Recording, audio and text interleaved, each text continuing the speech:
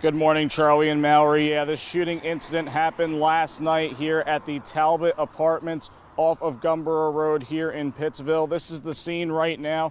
Investigators are on scene, taking in the details of what happened here. All these investigators are from Maryland State Police. Now, the Wycomico County Sheriff's Office has identified the officer that was shot and killed as Deputy First Class Glenn Hilliard. Maddie, the event is just about over half an hour after it started, and the turnout is pretty good so far, so I'm going to take you around and just show you what's going on here. Carlisle Fire Company is here. This is one of their ambulances. The compartments are open so people can see exactly what goes inside of those compartments. And over here, Carlisle Fire Company has its truck over here. Again, the compartments are open. Everybody can see exactly what goes inside them, how they do their work. Maddie, they need money, food, clothes, a home, and hope. This family has lived here for about 15 years, and get this, they allowed people into their home that needed a place to stay. Now they need your help, and they are starting all over again.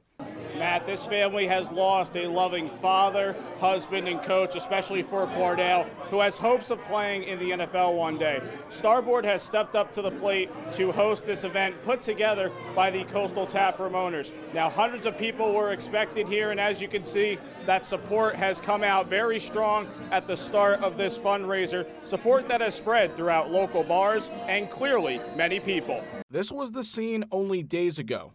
A home in flames. Now, a family is struggling to stand on their own as they have lost everything. We back at square one. We don't know what we're going to do. We don't have no help. This was more than just a home. Lisa Hall welcomed people who didn't have shelter. Built a lot of things. It was a lot of money.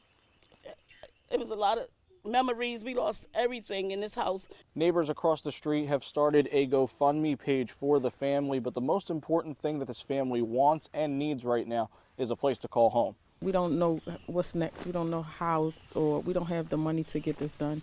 Or if anyone can help donate us a mobile home, help us with housing, because it was a lot of us and we was all here. Several of the children in the family range from a couple of months to teenagers. I had lost my dog and my animals.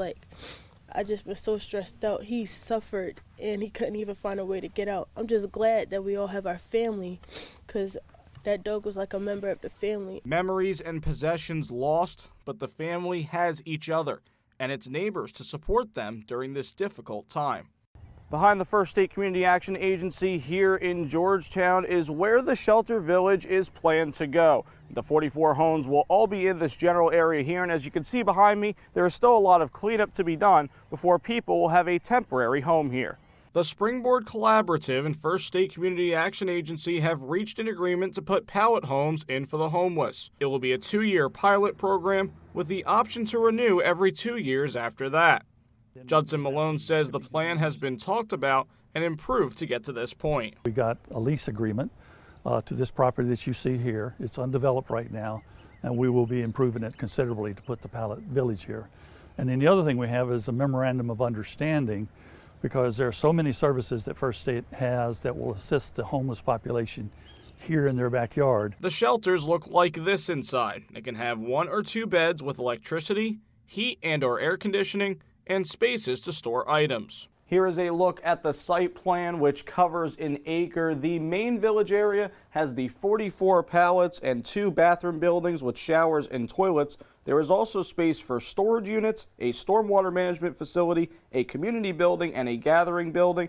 There also will be a welcome center and parking lot with spots for people who have cars. The goal is to have people stay for about a month or so, and then Springboard can work on a housing plan for them and provide support and a few months' rent if needed. Bernice Edwards says there are many programs aimed to help people during and after their stay. Through case management, through support systems, through the support, our programs, we have 21 different anti-poverty programs that we house here. So in those programs that we'll be able to help those individuals who are in the pallet. Georgetown Mayor Bill West says approving the village was a no-brainer, and that the approach to fix homelessness had to change. This is a great opportunity to get them inside, to get them into a shelter that they can call their own and get some life back to them. Malone says that there are a few approvals that are still needed from agencies like the Georgetown Fire Department and the Delaware Department of Natural Resources. Once that happens, construction will be able to begin, and he hopes to be up and running by the fall.